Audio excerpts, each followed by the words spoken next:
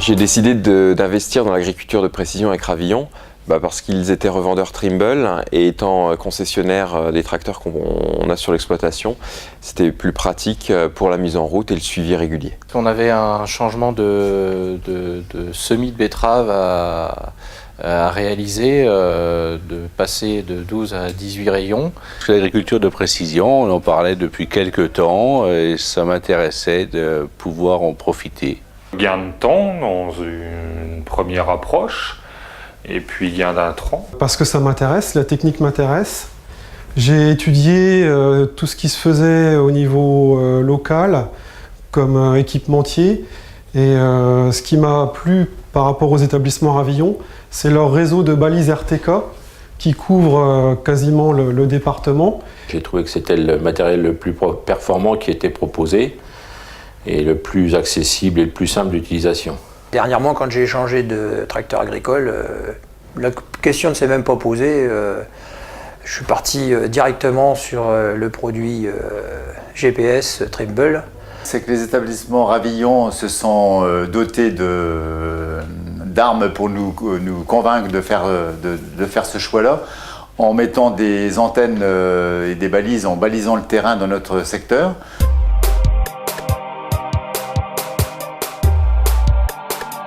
Les conditions de travail sont entièrement améliorées puisqu'il n'y a plus à se soucier de la ligne droite, puisque c'était un de mes facteurs déterminants. J'étais toujours passionné par la droiture. On n'a plus la fatigue d'être tout le temps attentif à essayer de rouler le plus droit possible et on peut surveiller d'autres organes du matériel tout en conduisant. Une fatigue déjà de conduite qui est beaucoup plus réduite maintenant et on a surtout gagné énormément en pilotage et en contrôle de l'outil qu'on a derrière soi. On peut augmenter l'amplitude horaire de travail dans la parcelle, étant moins concentré sur l'alignement. Moi, j'ai passé largement la soixantaine et pour moi, c'est du bonheur de conduire un tracteur sans avoir à guider. Pour moi, oui, je suis tout à fait satisfait de cet investissement. Oui.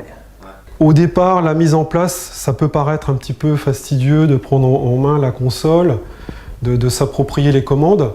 Une fois qu'on y a goûté, j'allais dire, on aurait du mal à faire marche arrière. C'est vrai qu'on est beaucoup moins pris par le temps et le travail se fait plus rapidement.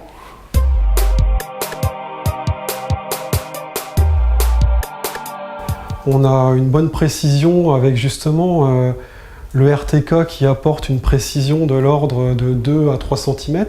Le but du jeu, c'est de nous simplifier la vie et aussi gagner un petit peu d'argent quelque part. Hein. On travaille tous pour ça, je pense. La qualité est bonne puisque bon, les résultats faits notamment des semis de précision comme les betteraves qu'on a fait au printemps pour la première fois cette année. Après avoir fait un essai avec d'autres concurrents, je suis bien satisfait du matériel Trimble, puisque je pense que c'est un matériel haut de gamme et évolutif.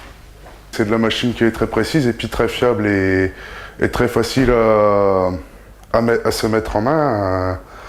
C'est un matériel de qualité qui a de nombreuses références et qui offre une palette d'outils suffisamment large, qui va du guidage jusqu'à la coupure de tronçon et au RTK. C'est une très bonne qualité, une bonne prise en main et puis une bonne mise en service. Oui.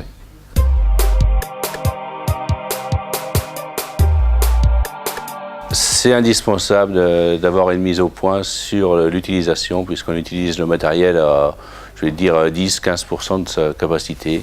C'est nécessaire, je pense, de faire le point régulièrement puis en échange en même temps avec d'autres personnes qui pratiquent le matériel aussi. C'est bien. Ça nous permet d'échanger entre agriculteurs et d'échanger également avec les équipes Trimble Ravillon sur l'utilisation pour essayer d'aller un peu plus loin dans l'utilisation de cet outil. Il en faut et il en faudra encore, je pense. On s'aperçoit qu'au final, on utilise les capacités de la console qu'à 30% pour ma part. Et ce matin, j'ai pu apprendre encore pas mal de choses. C'est très utile parce qu'on revoit les points qu'on avait oubliés au cours de l'année et puis ça permet de mieux utiliser le matériel qu'on a entre les mains. Déjà d'une, c'est quelque chose que nous, utilisateurs ont demandé, parce qu'il y a beaucoup de choses qu'on ne connaît encore pas sur cet appareil. Donc ça répond à notre attente. Ben c'est très bien parce que bon, il y a tellement de choses à l'intérieur de ces systèmes-là qu'on utilise déjà la base au départ, mais qu'on peut largement améliorer et on l'a bien vu aujourd'hui. Je pense qu'il m'en faudra plusieurs fois pour arriver à tout retenir.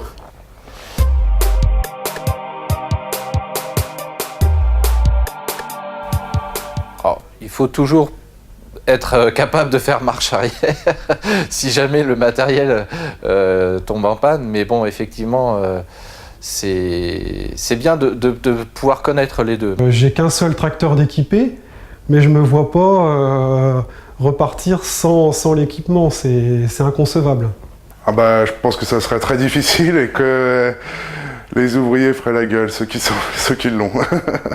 Quand on a goûté à la culture de précision, d'ailleurs quand on a des bugs, on ne va plus les avoir parce qu'il y a un nouveau logiciel qui est sorti, mais quand on a des bugs qu'on est obligé de reprendre à la main, ça nous fait drôle, quoi. Oui, c'est possible, c'est possible.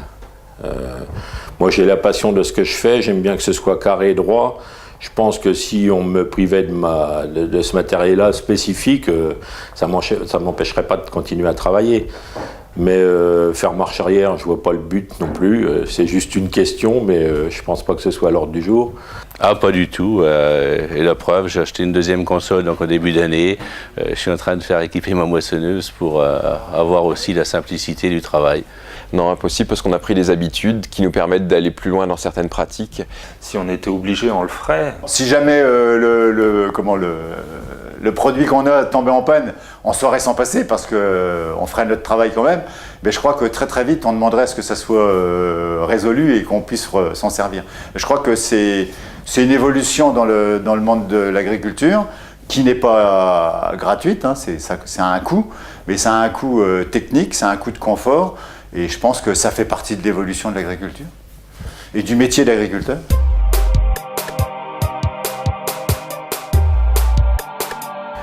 Pour moi, il évolue, parce que moi-même, je me sens paysan, même si par le passé, j'ai pu travailler dans le paragricole et autres, mais j'ai toujours eu ça dans les tripes, si on peut dire. Et le fait de passer à l'agriculture de précision avec des systèmes GPS d'autoguidage n'enlève rien à l'agriculture et au monde paysan. Moi, ça fait plus de 40 ans que je fais ce métier-là et 40 ans en arrière, enfin, les messieurs Ravillon pourraient en dire autant, vu le matériel qu'ils vendent et ce qu'ils vendaient il y a 40 ans. Il y a une évolution qui est permanente et parfois on est même surprise de se dire bah oui, on en est arrivé là, maintenant on a l'autoguidage, on ne tient plus le volant. Il y a 25 ans en arrière, on nous aurait dit ça, on aurait dit attendez, c'est pas pour nous, on verra pas ça, ça sera pour les autres. Et puis aujourd'hui, on ne sait pas ce que demain va nous réserver, mais on pense que ça n'arrête pas d'évoluer, quoi.